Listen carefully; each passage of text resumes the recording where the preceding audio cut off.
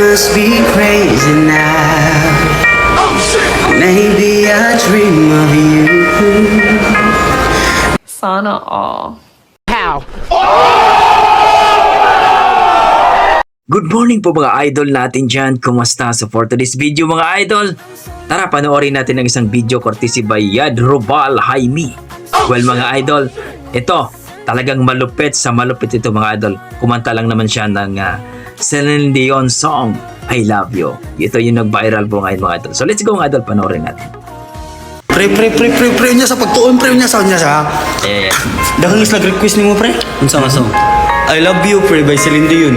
Sige, try na ako. Pero ay, pag sinamo. Di pre, di ko magsinam. Ay, sinam. Focus na taron. Okay guys. Tara. I must be crazy now. Maybe I dream of you. Galing. But when I think of you, I long to feel your touch, to whisper in your ear words that I wrote as time, words only you would hear if only you were mine. I wish I could go back to the very first day I saw you. Nilaro pa. Should have made my move when you looked in my eyes.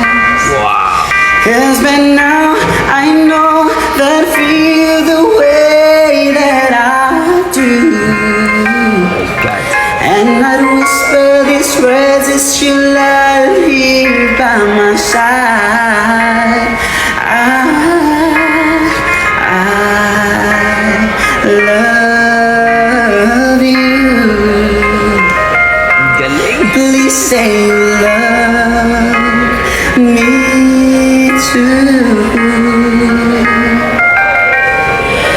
These three words, they could change our lives forever. And I promise you that we will always be together till the end of time. Grabe pare. Yun po mga idol, no, narinig natin itong si Yadrobal Jaime mga idol sa kanyang I Love You by Celine Dion. Napakalupit, malinis at napakagandang boses talaga. Napaka-amazing. Na umabot na po ng almost 10 million na po ang views nito mga idol sa kanyang Facebook page. Yadrobal Jaime mga idol, huwag niyong kalimutan i-follow ang kanyang Facebook page mga idol. Ilagay ko na lang po sa description ng kanyang link mga idol. Grabe, ang galing. Ang ganda ng boses ng taong to. Siguradong mai-inlove ka ni kuya mga idol. Hopefully nasisikat ng sisikat tong batang to mga idol. Amazing. So, wala akong masabi mga idol sa performance niya kahit kung walang mic mga idol, pero malinis at napakagandang boses.